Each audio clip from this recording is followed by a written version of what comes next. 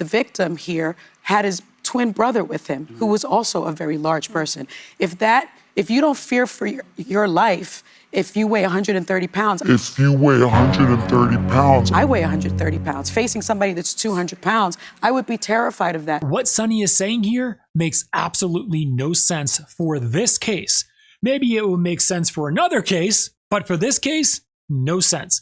It is not consistent. It does not matter for this case. If Austin was standing right at Karmelo and had his knife out and said, "Hey buddy, you came into the wrong tent. Now it's time to pay," and had his knife out like this, and Karmelo was fearing for his life, like, oh my gosh, Austin is so much bigger and he can easily just grab me and stab me. Oh my goodness, this is going to end badly for me. My life is in danger. And Karmelo then takes his knife out and then stabs Austin in the heart before Austin could stab Karmelo. In that case, Karmelo would have a better claim to self-defense. But Austin was not using or threatening lethal force on Karmelo, so there was no reason for Karmelo to escalate it to using lethal force in this case. I don't understand why self-defense was rejected by this jury. The students did admit that Austin started getting a little heated. Karmelo started getting a little heated. But then they started talking about Karmelo's hand in the bag. And then all of them said that same thing that we've heard, Chris, the phrase, touch me and find out. Touch me and you see what happens. What is self-defense? Is self-defense not somebody touching you that you don't want touching you and you defending yourself? Self-defense doesn't work like that. You can't stab somebody because they put their hands on you. You got to use equal force with equal force or it's going to be considered overkill. A simple shove of two young, able-bodied men of similar age should not escalate to murder. What could have Karmelo have done? Yeah, just shove him back.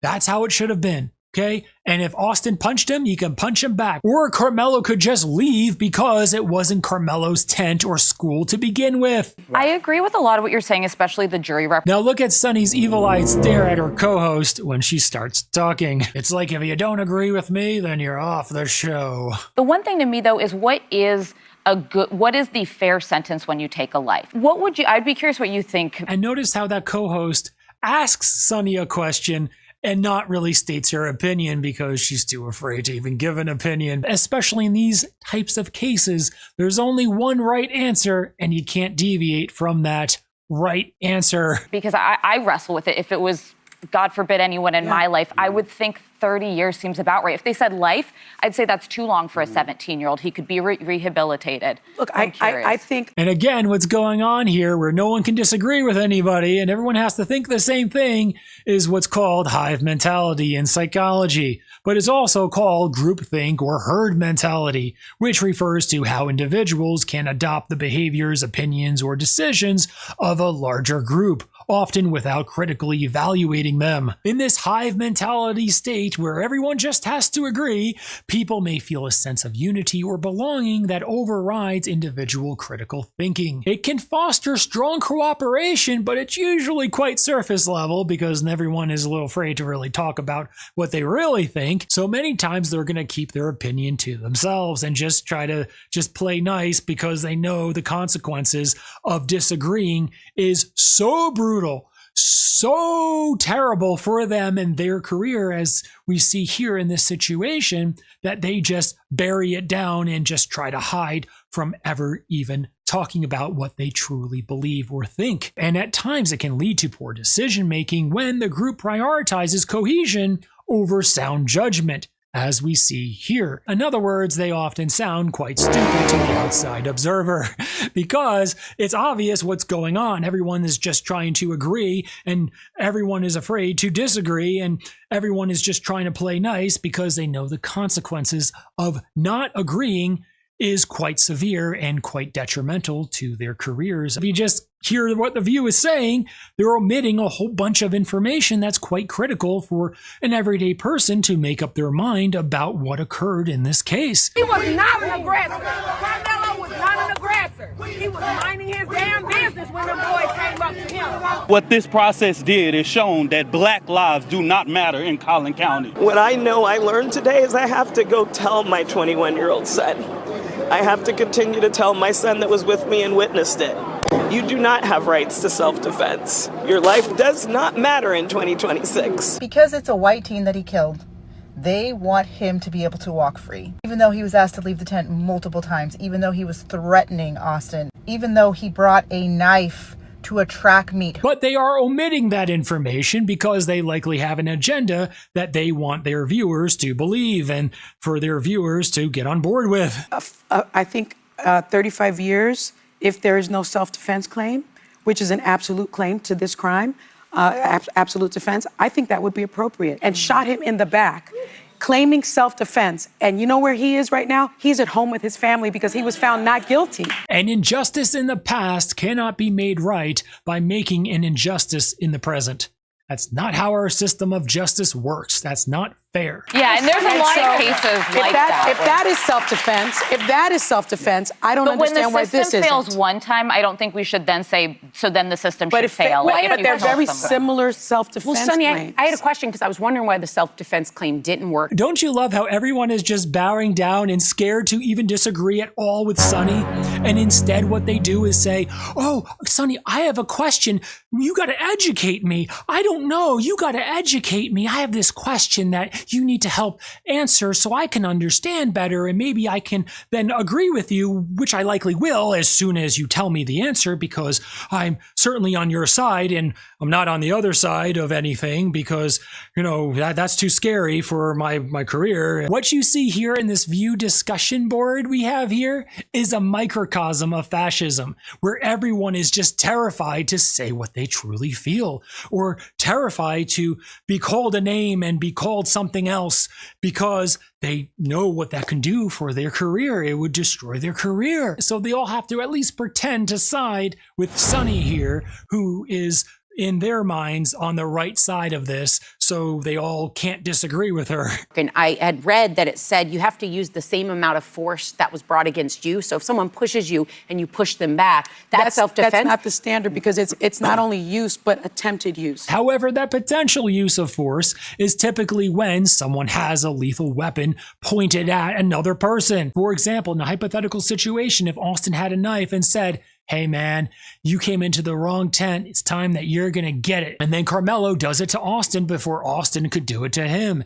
In that case, what Sonny is talking about would pertain in that case. But that's not what happened here. Well, that's what I'm asking. So if you felt your life was in danger and you felt he was going to do more than just push you, and you weigh 130 pounds and you're outweighed by 70 pounds. So you can use And the simple fact that Austin was bigger than Karmelo really had nothing to do with it. Student, Karmelo Anthony does not leave. He gets angry and tries to provoke us, saying, make me leave. What does he say next? Student, F you all, I'm not going to leave. You're all a bunch of p***s. Karmelo put his hand in the bag and said 5 times, touch me and see what happens. He says, you're not going to move me. You're a bitch. Student. Karmelo said, you'll have to move me. It wasn't Karmelo's tent. It wasn't Karmelo's area. It wasn't Karmelo's school to begin with. And they asked him nice to leave. He refused to leave and said, touch me, find out what happens if you touch me. And he had a knife in his hand covered in the book bag. And he pulled it out and stabbed Austin when Austin shoved him in the shoulder. It's quite simple. This is not a very difficult case to figure out if you really want to understand the facts of the case and really come to the truth in this case. When I looked at this case, though, which to me is just sad every which way, right? There's two. Now listen to what Anna Navarro says and see what you think. 2 families that are destroyed. There's, Austin Metcalf lost his life. Karmelo Anthony's going to spend at least 17 years in jail. So this is just tragic. But my question is, how did this get to this point, and where the hell were the adults? Yeah. These were 2 17-year-olds. Yeah. I mean, what I understand is she attempts to get the low-hanging applause just to make sure that there's no disagreement with the Hive. Then one is caught. It's the signal the others have been waiting for. And with an actual beehive, any intruder into the beehive, you know what happens? Yeah, all the bees get on top of the intruder. Maybe it's like a wasp or whatever it is, gets on top of the intruder and then just flaps their wings really, really fast to heat up the intruder to basically cook them and kill them. The aggressor is roasted alive. And here on the fascist view, it's very similar, right? They're all afraid to disagree. They all have to say the same thing and need to keep their opinions down deep and not really talk about anything, because if they do, they could be voted off. They can't disagree with the agreed upon narrative, because if they do, they'll lose the big corporate sponsorships, and they don't want that. That's a lot of money. It's wild to see how people seem to be spinning this case and only giving certain facts of the case and omitting other facts of the case in order to apparently fit their agenda. I said, as a former prosecutor, this was a legal lynching that happened in this slaughterhouse. This is a slaughterhouse. This is not a courthouse. This courthouse is designed when you will come here and you look like us, to slaughter you. That's what they were. Those twins are domestic racist terrorists. You know, it is normal for runners to go under tents. My kids were runners. You always do that. And Whoopi says, it's normal for runners to go under tents. It is normal for runners to, go under tents. But here's a small major detail that Whoopi left out. It's not normal for runners to go underneath another school's tent, and it's not normal for school track runners to carry a knife at a track meet and to stab another person. I ran track for 10 plus years, all the way up to college. You don't go in another team's area. And when you're asked to leave, you leave. And you don't bring a knife to school. And so there was some conversation that he was told to leave, and he was saying, I don't want to. And then Whoopi tries to say something that would be fair to the case, where Austin asked Karmelo, and everyone underneath that tent was basically asking Karmelo, please leave our tent. But Whoopi starts to talk about it, but Sonny immediately steps in and stomps that out, and making sure that Whoopi doesn't say the thing that would possibly make Karmelo Anthony appear very, very guilty. Invited under the tent by a friend. Yes. He had been invited. And even if Karmelo was invited underneath the tent by a friend, even if that was the case, he was asked to leave the tent by basically everyone from underneath the tent. So there you go. Why didn't he leave the tent? Austin was not the one who used lethal force on Karmelo. Karmelo is the one who escalated everything using a knife in a pushing fight. Austin Metcalf's the victim, the deceased. His father went on a podcast, and listen to it for yourself. Now, Sonny is bringing up something that Austin's father said after the trial. Hey, we glad Austin dead. I'm glad Austin is dead. He's a bitch ass fool.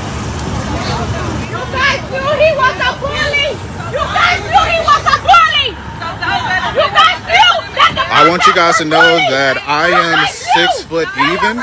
And that was something that he wanted to say. He went scorched earth. That was not something that Austin said. Well, let's not say that was the victim's thinking as well. Of the victim. Good. But of the victim's father. Now in the comments, what do you think of the Hive's, the View's opinion in the Karmelo Anthony case? Let everyone know in the comments below. Subscribe for more. There's no real freedom of speech at all in the View, but there is freedom of speech here. Put your comments below. See you next time.